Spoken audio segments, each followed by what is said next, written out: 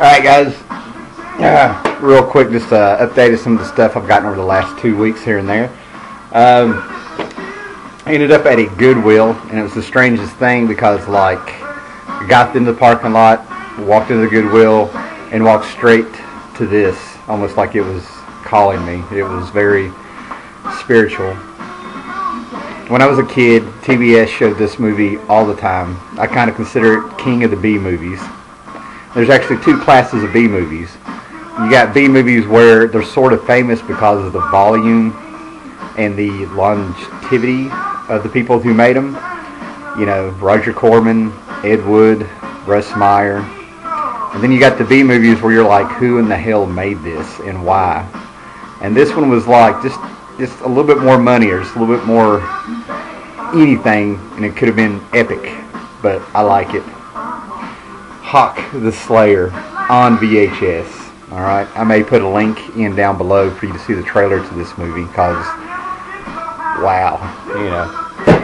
Went to the library to, that's how I get my movies. I go down there, check them out, it's free, keeps me occupied. And they had a book sale going on, which I didn't really pay attention to because I looked at what I thought they were going to be selling a few weeks before, looked down and saw this. I have a huge Far Side collection. I got the prehistory of the Far Side. I used to cut these out of the newspapers. Probably had about 100 of them before whatever happened, I gave them up. And I got, you know, the complete, great big huge, you know, complete Far Side collection. There's supposed to be in every cartoon that Larson had done. I've got the Far Side cartoon on VHS from a special they had back in the early 90s. But it's not really the complete collection, because in each of these collections, Gary Larson does a little something extra. And in this one, we got a little mini comic book in there. And, you know, The Curse of Madam C. And basically it's Gary Larson. He did a little comic book explaining his origin and how he ended up doing the Far Side. It's pretty cool stuff. And then it goes into, you know, just the normal Far Side stuff. So, okay. I've mentioned before I'm selling comic books, you know, clearing out a whole bunch of comics, probably about over 100 comics. Got a comic book store selling them for $1 a piece. It gives me store credit. So I went ahead and I picked up World's Finest #1. Earth 2 #1. I'm going to stick around a little bit. I don't really have an opinion yet. I want to see 2 or 3 issues where they're going. I was one of the few guys that seems to like Frankencastle, not so much because it was a great story, because the whole time I'm reading this book, it had an effect on me that I've never had before with a comic book. I just couldn't believe they were doing this. Well, I got to finish it off, and it's a stinker. I mean, I came around to everybody else.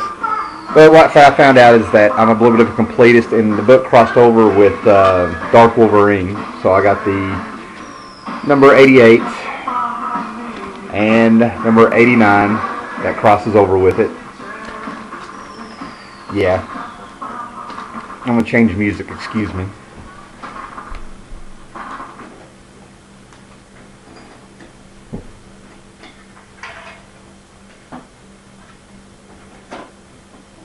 I'm hurrying.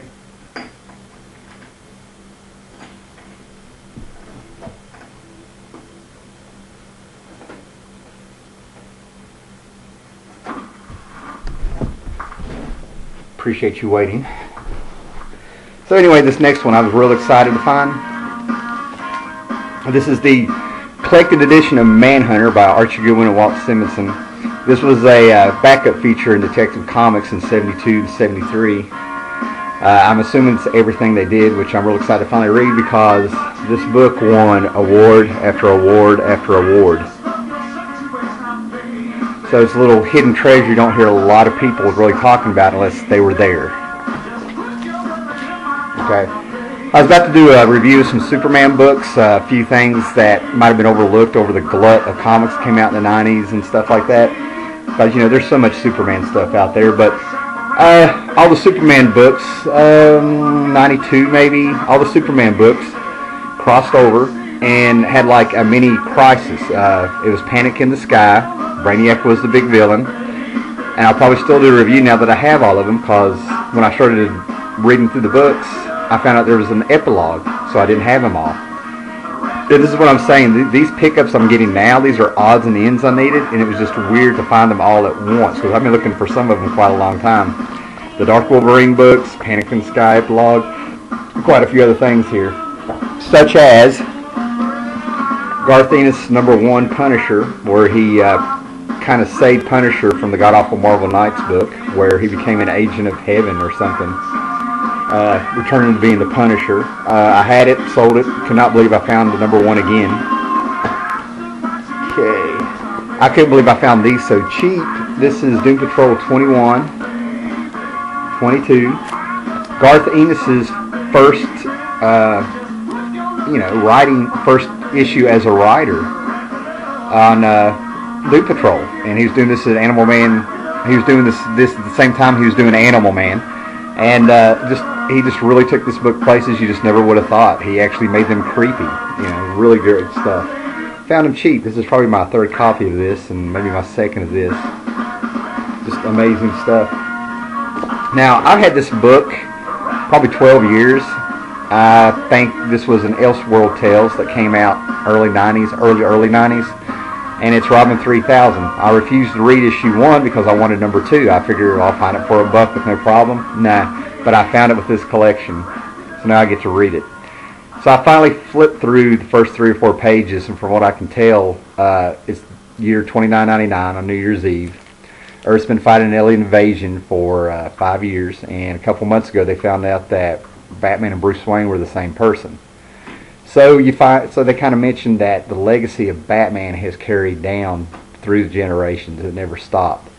And Batman is going to let the aliens kill him to martyr him, and he tells Robin, you know what to do. So that's where it picks up. Apparently the year 3000 is the year of the Robin. What else we got here? Okay.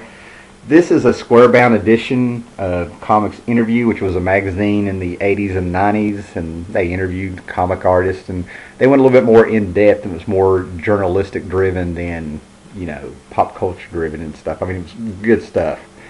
And what they did do is they came out with some of these square-bound editions where, like, if it was every George Perez interview, Marv Wolfman interview, or something like that, they put them all together. And, just kind of, it ended up being really cool because you kind of covered their careers through these interviews. Okay? This was their Star Wars stuff. Anything that they'd had in their previous issues, they collected in this edition. And you find out that David Prost, who played Darth Vader, was the bodyguard of the man who had his wife killed in Stanley Kubrick's Clockwork Orange.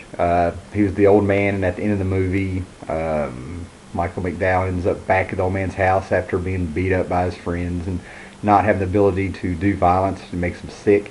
And the man that is lifting the old man around, because he was more or less crippled by Malcolm McDowell's attack with his gang, that was his bodyguard. And that's how the guy's career took off. Well, if you're good enough for Stanley Kubrick, by God, you're an actor now. So, to finish up here, I got 2 of these. I figured, why not? Countdown special of OMAC. It reprints the first issue. DC Comics presents, off the top of my head, I don't remember the number, but it was Superman in OMAC by George Perez and Len Wein. I'll probably want to review that book one day if I haven't already mentioned it in a video. It came out a year before Terminator, back in, I think, 83, and it was the same plot as Terminator, basically, too. Just enough to comparison there. Anyway, and this also reprints some of the backup features that Jim Starlin did of Warlord in the back of Warlord back in 80, 81 or something, and oh my God, they got awful. I got the Warlord issues, I just never got around to reading them, but he strips off all the armor off of, like the collar and the gauntlets and the boots, and gives OMAC this sleek design, and when he's turned around and running, it looks like he has a blue thong. It's not good. And I also got Countdown special New Gods. Reprints Miracle Man #1, New Gods #7, The Pact, and which is a classic story, and then Forever People #1. And I'll probably point out a few things. I'll go ahead and do it real quick here since we've gone this long. But back in the day when Jack Kirby came to DC, they did not, Carmine Infantino did not like the way that Kirby drew Clark Kent / Superman. So he had another artist always come in. I'm not going to say who I think it is because I'm not 100% accurate, and I'm not going to put it in a video and steer you guys wrong. But somebody always came in and corrected the pencils of Jack Kirby on that character, which I find insulting, you know, because it's Kirby. Yeah, look at this. I mean, went back and redrew him like a Wayne Boring Superman with the barrel chest from the 50s. So you got all this Kirby, and then all of a sudden Superman gets soft. Alright guys, let me think what else is going on. Had some weird stuff. Had G.I. Joe, the new G.I. Joe movie got pushed back to March when it's supposed to come out next month. And their reason of saying is that, you know, we're going to make it a 3D movie. And they're just running scared from the Avengers. Avengers apparently is kind of ironic that a movie about the good guys are wiping out and kicking butt on all these other movies, making them flop, like Battleship, also owned by Hasbro. Quick Crazy Neighbor update. Went over there because I had a package delivered to my house that was not mine, so I figured I'd ask the neighbor if he knew who this person was, you know, get it to him. It said perishable. They'd ordered berries from some company. A guy answered the door with the same accent as him, looks like about the same age, and swore up and down that no such person lived there. My neighbor does not live there, acting like I'd never seen him before, and he was like covering for him. That gets really weird. And he just wasn't, you know, covering him because he didn't want to talk to me. He was really saying that person has never lived there. I have never met my neighbor. You know, it just cracks me up. I could hear the guy shuffling in the kitchen. You know, it's crazy. Check out the Watchmen videos that's going on. A couple people in the community, Ghost Critic, you know, made the call out, and 11 of us came out there and we're each taking an issue of the Watchmen and reviewing it. As of this date right now, I think we should be up to issue 6. It's been me, Ghost Critic, Agent 42Q, Ghost Critic, Jay's Comics, and Minutia Man. Oh, I hope I'm getting that right, because he did an awesome video with his. The videos have been awesome. They've been great. It's some of the best work that I think people have done, and I'm glad everybody's taking it serious. Little flea market this weekend in a town about 30 minutes from here. I might try to hit it. I got a few extra bucks. Might go see if there's some comics out there, so there may be another video.